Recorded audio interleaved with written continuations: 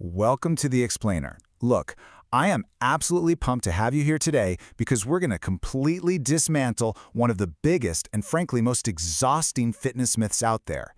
And that's the idea that melting fat has to be this endless, non-stop suffering contest. If you've ever felt like you're just killing yourself at the gym, but that stubborn tire around your waist literally refuses to budge, yeah, you're in exactly the right place. Today, we're diving into the Bro Unlock protocol. We're going to see how you can actually hack your metabolism and bypass your body's own defense mechanisms to lose that stubborn belly fat, all without ever needing to gasp for air or sprint until you feel sick. To kick things off, let me just throw a number at you. 55. What does that actually mean? Well, picture a standard, delicious 600-calorie cookie. To burn off that single cookie, it takes exactly 55 minutes of full-speed, miserable running. I mean, really think about that for a second. That is almost an hour of pure misery, just sweating and gasping for air, all to neutralize one single snack. It's an incredibly discouraging equation, right? And that brings us right to a pretty harsh truth. You cannot outrun your diet. The math simply doesn't work. Now, while that acknowledges we absolutely cannot cheat the mathematical reality of calories, it also sets up the core premise of our entire explainer today. Because while you can't outrun the math, you can absolutely outsmart your body's biological defense mechanisms. So, here's our roadmap for today. We'll start by debunking the intense cardio myth, then explore the biology of belly fat, weigh walking versus running, introduce 3 crucial walking rules, and finally, lay out your 12-week fat loss roadmap. All right, Section 1, the biology of belly fat. Let's look at exactly why your body fights to keep that tire around your waist. We really need to understand why the belly is such a jerk, you know? You diet for weeks, your face gets gone, your arms get smaller, but your stomach, it stays the exact same. Well, that stubborn belly fat isn't caused by laziness. It's actually a highly evolved biological defense mechanism designed to protect your vital organs from starvation. Back in 1997, a researcher named Dr. Bouchard discovered exactly how this works.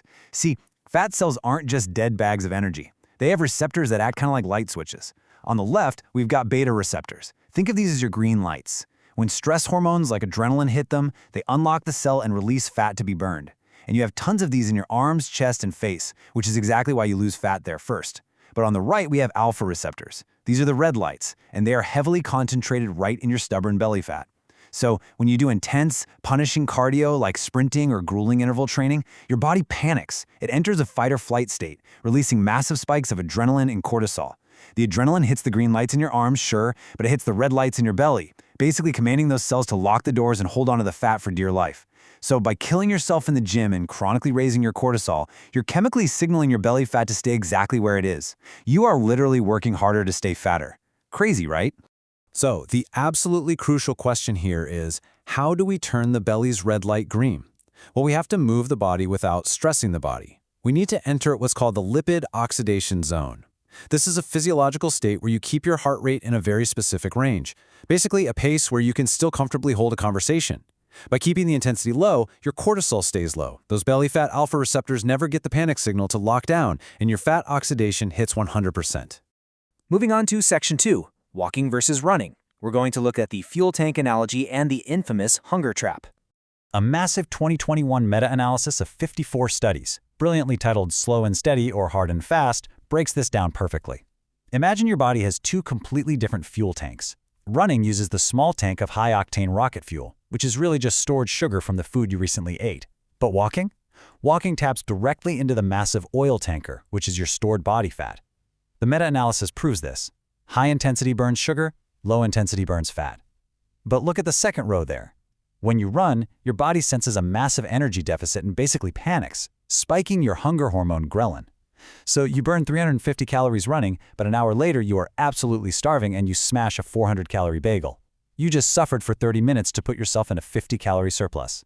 Walking, on the other hand, leaves your appetite completely stable. And finally, look at the post-workout effect. Running causes compensatory fatigue, meaning your subconscious tries to save energy later by making you just collapse on the couch or take the elevator. Walking is auto-regulated. It doesn't cause that massive fatigue, so your energy stays consistent all day long. The math really speaks for itself here. Walk an hour a day and you burn about 300 calories of pure fat. That's 2,100 calories a week without burning out. All right, Section 3, the 3 walking rules. Let's build a rapid fat loss structure without the gym.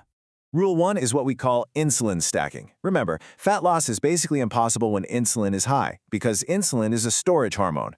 There was this fascinating study in the journal Diabetes Care that found taking just a 10-minute walk immediately after a meal creates a massive improvement in blood sugar control. So your action steps are super simple. Take a 10-minute walk immediately after breakfast, after lunch, and after dinner. That's roughly 3,000 steps total for the day. By doing this, you are effectively blunting the insulin response from your meals, rapidly switching your body back into burn mode and forcing it to use that food for movement instead of storing it as belly fat. Rule 2 is all about exploiting your NEAT. That stands for non-exercise activity thermogenesis. Research actually shows that the main difference between naturally skinny people and overweight people often isn't the gym at all, it's their NEAT levels. We want to turn you into a NEAT freak with 3 really lazy hacks to get up to 2,000 free steps a day. First, the parking lot rule. Stop circling for the closest spot. Just park at the back of the lot. It saves time and adds 400 round-trip steps instantly. Second, the pacer. Never ever sit on the phone. Stand up and pace around the room like a movie villain plotting a scheme.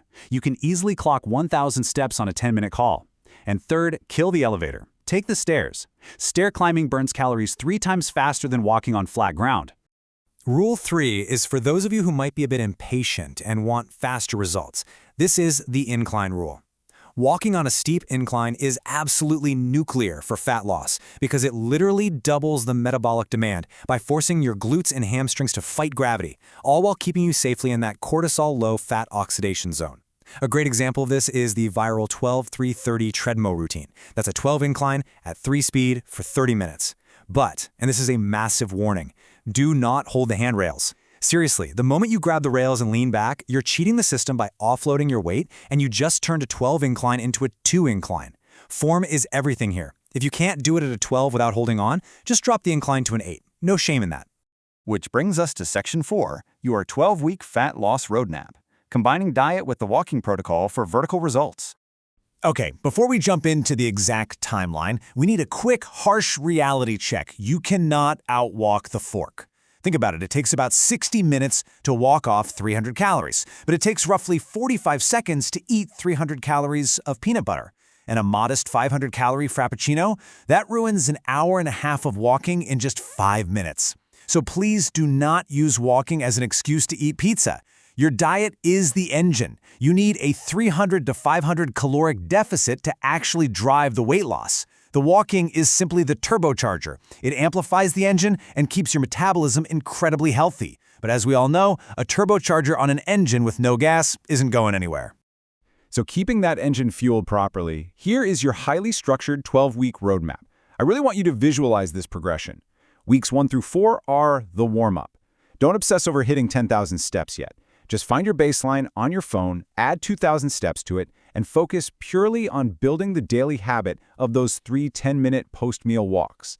Then, weeks 5 through 8 are the stack. Now we turn up the heat to a strict 8,000-step daily minimum. Rain or shine, heavily applying those NEAT hacks we talked about, like parking further away. Finally, weeks 9 through 12, the shred. This is basically God mode. You're hitting 10,000 to 12,000 steps a day and adding in 2 of those incline gym sessions per week. Believe me, this is when your friends are going to start asking what secret pill you're taking. We live in a world that constantly tells you results only come from suffering in a pool of your own sweat. But as we've explored today, that is simply a biological lie. Walking is literally what we were designed to do. So as we wrap up this explainer, I want to leave you with a final challenge. Forget about the next 12 months. Heck, forget about the next month. Can you commit to just the next 7 days? Can you commit to taking just 3 10-minute post-meal walks every day for a single week? Try it. Watch firsthand how your energy rises, your bloating drops, and your pants start to feel looser when you finally stop suffering and start walking. Thanks for learning with me today. Now, what are you waiting for? Go get those steps in.